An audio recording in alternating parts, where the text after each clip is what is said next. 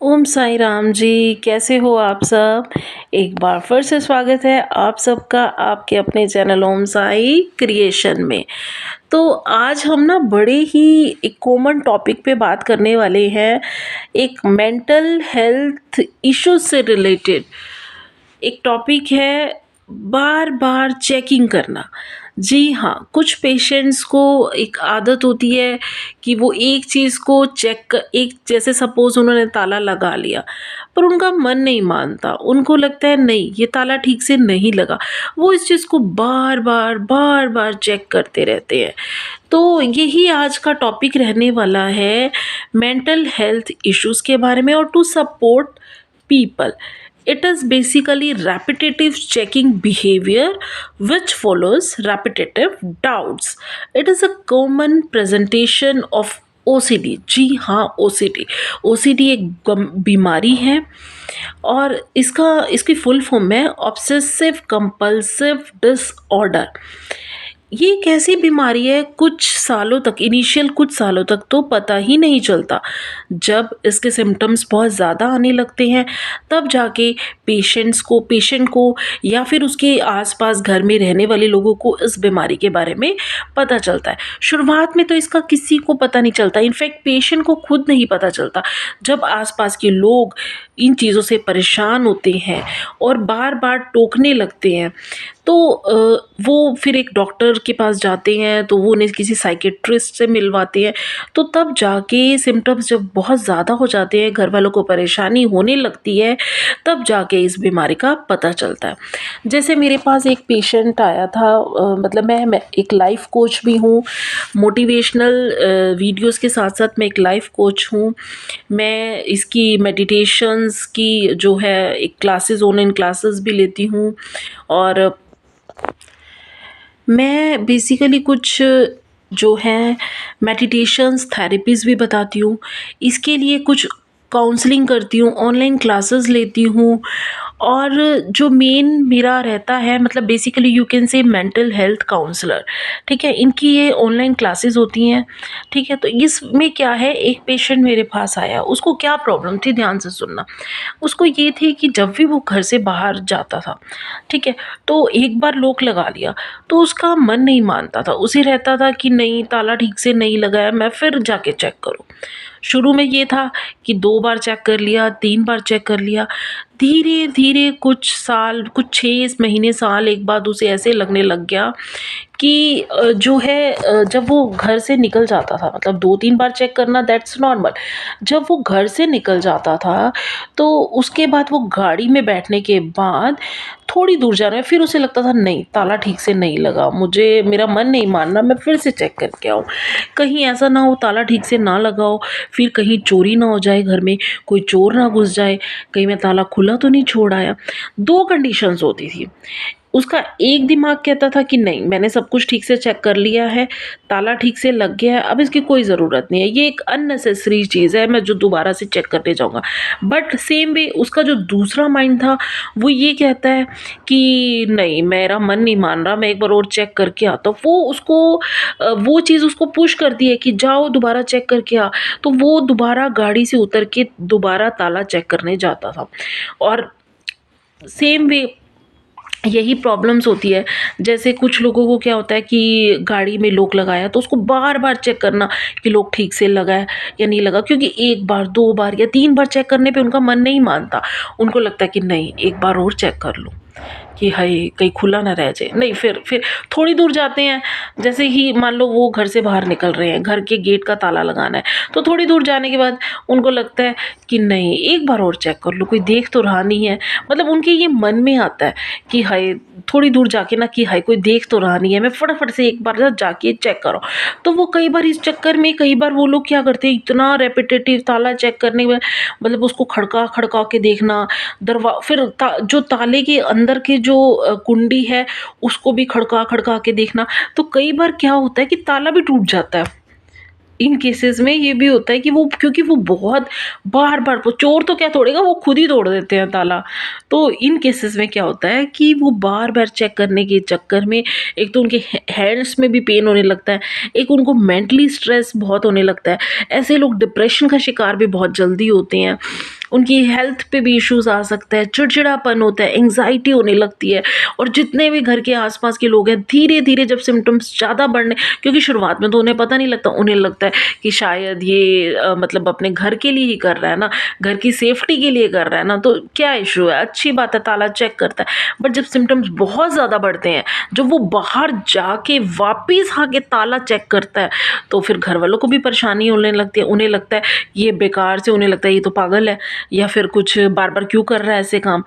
तब जाके उनको सिम्पटम्स नज़र आने लगते हैं और वो एक डॉक्टर के पास पर तब बहुत आगे की बात हो जाती है। शुरुआत में ही अगर आपको कोई ऐसा व्यक्ति मिले या आपके किसी भी उसको प्रॉब्लम है, तो आप ज़रूर मेरी ऑनलाइन क्लासेस अटेंड कीजिए या किसी अच्छे साइकियाट्रिस्ट को, जो भी आपके लोकल है आसपास, उसे दिखाइए। तो ये रही ताले की बात, ठीक है।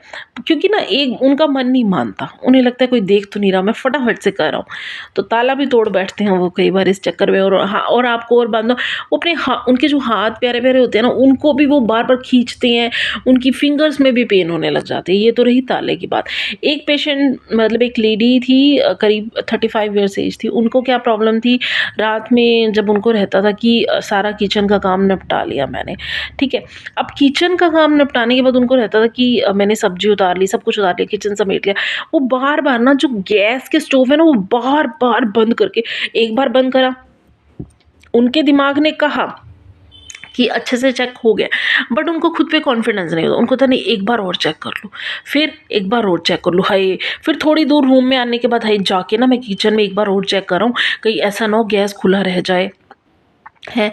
और उनका छोटा बच्चा भी, तो उन्हें ये डर लगा रहता था कि हाय, गैस खुला रह गया, कहीं सिलेंडर फट गया, कहीं हम सब मर तो नहीं जाएंगे, कहीं ऐसा तो नहीं होगा। तो वो फिर जाके, और ऐसे में क्या होता था, एक नेगेटिव बात ये हो जाती थी कि कई बार वो बटन भी तोड़ बैठते थे खुद से, कि वो, क्योंकि वो बार बार चेक करेंगे, भाई बटन है, उसको आप बार बार घुमाओगे तो वो एक स्टेज ऐसी आ जाएगी ना कि वो टूट ही जाएगा। तो वो उनकी ये प्रॉब्लम थी। वो कहते थे कि कई बार वो टूट भी जाता है, तो ये प्रॉब्लम रहती थी। तो कुछ पेशेंट्स में ये आदत होती है कि उन्हें बार बार लगता है कि हाय, कोई किचन की टूटी ना खुली रह गई हो। वो बार बार उनके हैंड्स में भी पेन होने लगता था, क्योंकि देखो, जब आप किसी चीज़ को बार बार चेक करोगे तो आपके हाथों में भी दर्द होगा। अच्छा, इसके अलावा उनको और भी, जैसे उनको रेपिटेटिव चेकिंग की आदत थी, उनका रेपिटेटिव चेकिंग बिहेवियर होता था, जिसके कारण उनको रेपिटेटिव डाउट्स रहते थे। And it is a common presentation of SOCD, as I told you, obsessive compulsive disorder, ठीक है।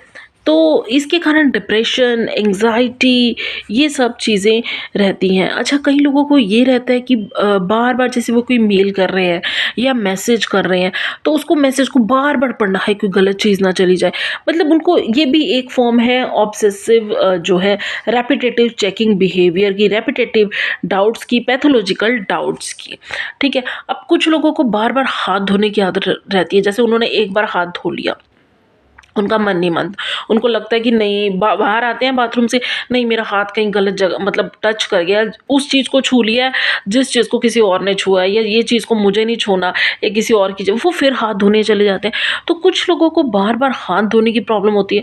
वो कम से कम, मेरे पास एक पेशेंट आया था, उनके उनके मतलब एक गर्ल थी, उसके फादर बोल रहे थे 2 दिन में ये पूरी टिक्की हाथ धोने में ही लगा देती है।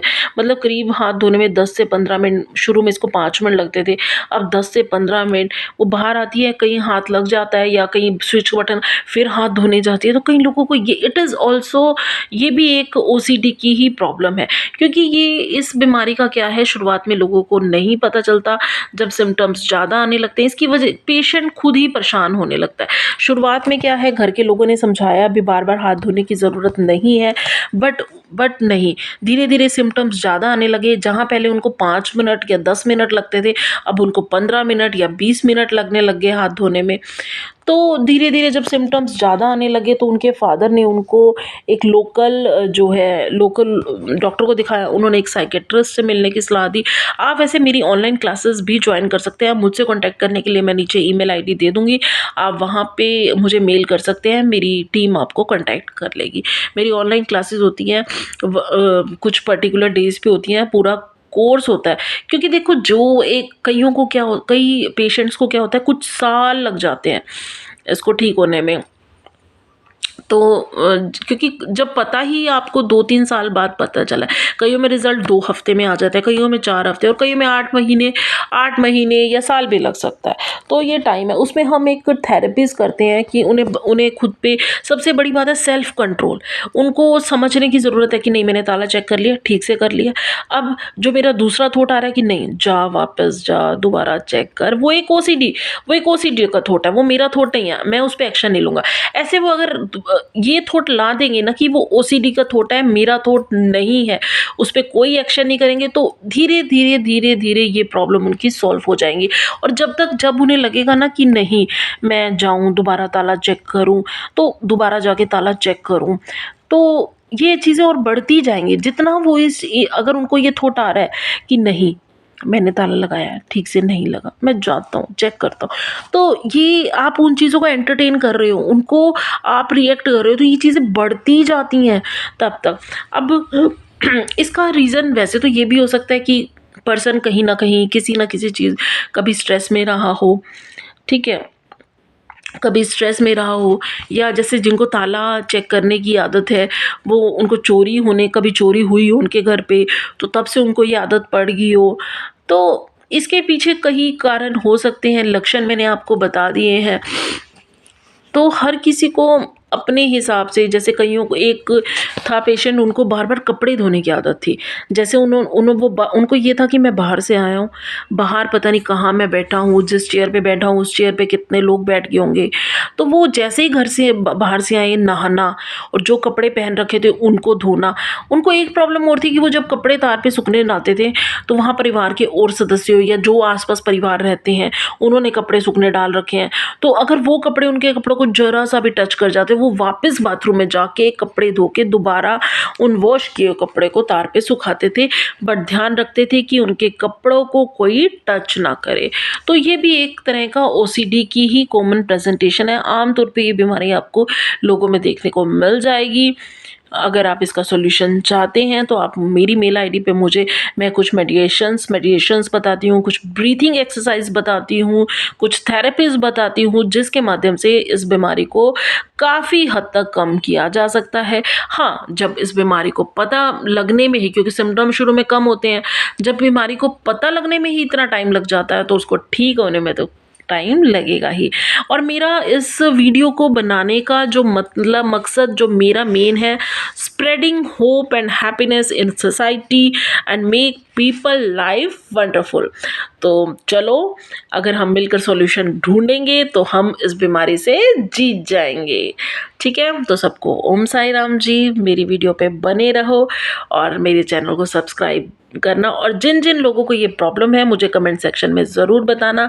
तो मिलते हैं नेक्स्ट वीडियो में, तब तक के लिए टेक केयर, बाय बाय।